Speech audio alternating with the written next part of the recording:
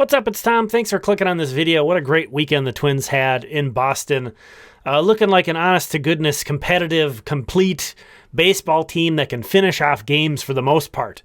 Some struggles here and there, but man, a couple one-run victories on the road in Boston. They won 5-4 today. Duran just really taking care of business in the ninth once again. Saints won and Colonels won, but the Wind Surge and Mighty Muscles lost. Taking a look at the pitching side, this was a Paddock start. He gave up 3 runs over 5 innings. Obviously that's nothing too great, only struck out 2 and walked 2. That's not a great sign of things to come, but he kept the team in the game, which is what he's been doing, and the bullpen did their job. Brock Stewart, Louis Varland, Griffin Jacks, Jhoan Duran. Griffin Jacks did give up a solo home run, so it's kind of a little bit alarming to see him continue to not be dominant, but you got a 2-run lead, you gave up a solo homer. The worst thing he could have done was had a big long inning where he was walking guys and giving up all sorts of hits. The Twins won, so we can kind of shrug that off. Duran was in attack mode this whole weekend, both of his saves in these one-run games. And, I hope the rest of the team can feed off of that. I kind of referenced that yesterday of how can you watch a guy do that on your team and not just get super pumped up. Runs allowed on this road trip. They lost 3 of 4 at Cleveland, but they take 2 of 3 in Boston. So they were 3 and 4 on this road trip. But I think you take that, Obviously, they're going to have to start even going above that because they've gotten off to a bit of a slow start. So at some point, you have to start winning some more games than you were expecting to. But runs allowed on this road trip, 1, 2, 4, 4, 6, 3, and 4. That's an average of 3.4 runs allowed per game. League average runs allowed per game is 4.32, and obviously that's going to be higher for road teams than it would be home teams. So this was a good series, a good showing for the Twins, especially, of course, these last 2 games, which they won. Here is a look at the hitting. 4 of their 5 runs were scored with 2 outs. 4 of their 5 runs with 2 outs. So this team executing in ways they hadn't before. Mentioned the pitching staff, mentioned Duran, but, hey, shout out to the lineup as well for scoring. Again, 4 of their 5 runs with 2 outs in this game. Ryan Jefferson, Carlos Correa both had 2 hits. Byron Buxton homered in the first inning. Maybe it's kind of a way to get this thing going, to lighten things up a bit, get on the board. Harrison Bader had a huge double and drew a walk. So nice showing. Again, the lineup could certainly do more, but they only needed 5 runs today, and they got that 5, and that's been a struggle in itself. So nice to see the Twins win. No highlights from that game in here, and it's probably going to be a while before you see any kind of Twins highlights for me in these again, if ever, to be completely honest. But I've decided to start a podcast, so look out for that. Twins Ticket, some of you guys are going to remember that name from, that's what I used to call all the live streams on here. Be on the lookout for that again tomorrow. Still going to try to share some minor league highlights and see how that goes.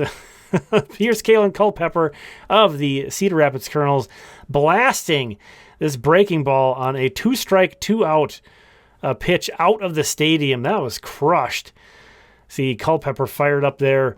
He's having a really great start for Cedar Rapids. He's missed some time a little bit, but he's back out there. And look at that swing again. Just crushed it out of the stadium. Kaelen Culpepper, last year's first-round pick. So continuing on with the minor league talk, here is the minor league starting pitchers from tonight. Jeremy Lee goes 5. He's the guy who goes the deepest. Gives up 1 run, strikes out 4, no walks. Spencer Bengard finished off that game. Pitched the final 4 innings, picked up his first save of the season, 4 shutout innings. He ranks 7th in the Midwest League in strikeouts with 28. He's a reliever, but he's a long reliever.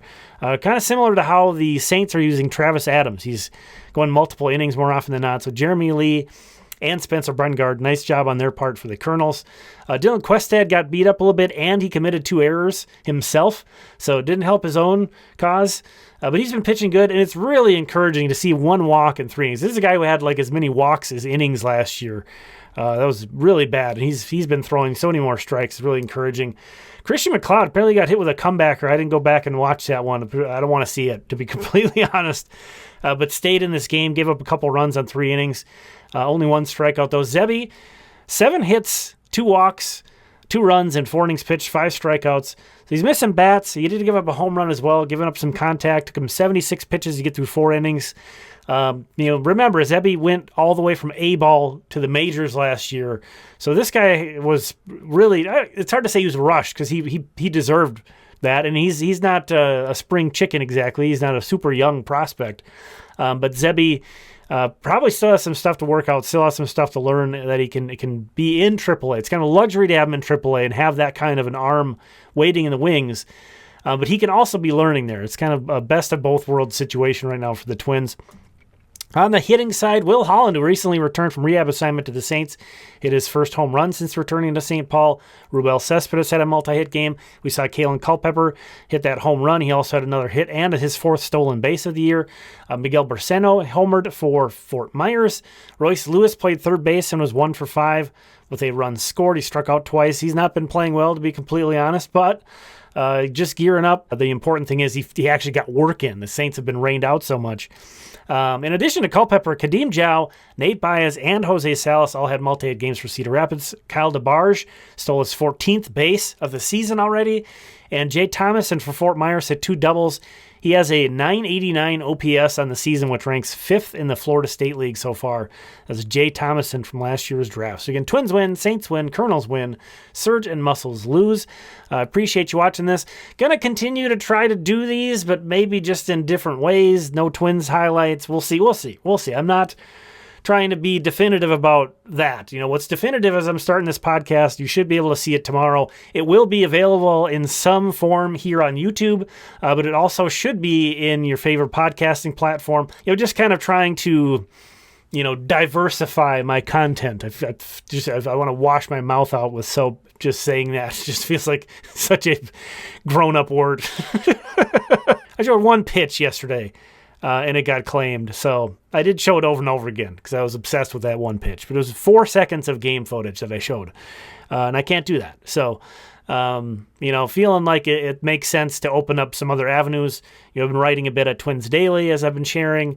Figured give it that a crack. We'll see how that goes. So the Twins Ticket podcast debuting tomorrow, hopefully. Either way, we'll talk again soon. Thanks for watching this one.